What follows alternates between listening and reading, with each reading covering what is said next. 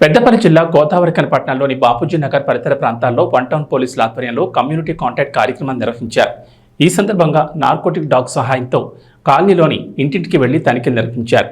వివిధ ప్రాంతాలకు చెందిన వారు ఈ ప్రాంతంలో అధికంగా ఉంటున్నట్లు పోలీసులు గుర్తించారు. ఈ నేపథ్యంలో అనువనువు గాలింపు చర్యలు చేపట్టారు. ఎలాంటి ధృవీకరణ పత్రాలు లేకుండా ఉన్న 54 బైకులు, 6 త్రిచక్ర వాహనాలను పోలీసులు స్వాధీనం చేసుకున్నారు. ఈ సందర్భంగా సీఐ ఇంద్రసేనారెడ్డి మాట్లాడుతూ అపరిచిత వ్యక్తుల పట్ల జాగ్రత్తగా వ్యవహరించాలని సూచించారు. ప్రధానంగా సైబర్ నేరాలు, మహిళల భద్రత, డ్రగ్స్ నియంత్రణ, రోడ్డు ప్రమాదాల నివారణ తదితర వాటిపై ప్రజలకు అవగాహన కల్పించారు. ఎలాంటి నేరాలు జరగకుండా ముందస్తుగా ఏరియాలో సీసీ కెమెరాలు ఏర్పాటు చేసుకోవాలని సూచించారు. అలాగే ఎలాంటి ఇబ్బందులున్నా డయల్ 100కు కాల్ చేసి తక్షణ సహాయం పొందాలన్నారు.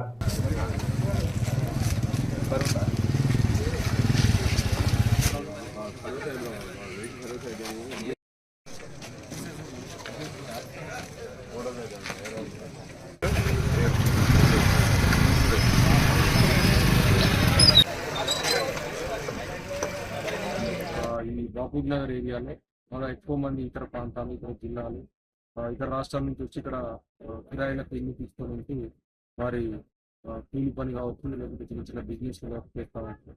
ఆ కిరాయికి తీసుకొని వాళ్ళ యొక్క వివరాలు తెలిపించాలని ఇక్కడున్న ఇంటి ఓనర్లతో మాట్లాడడం జరిగింది. వారి గురించి మనం ఎంక్వైరీ చేయడం జరిగింది. అదేవిధంగా ఈ మధ్య జరుగుతున్న సైబర్ నేరాలకు సంబంధించి కావచ్చు, అదేవిధంగా మహిళల పట్ల జరుగుతున్న నేరాల గురించి, అదేవిధంగా రోడ్డు యాక్సిడెంట్ల గురించి వాళ్ళకు వివరించడం జరిగింది.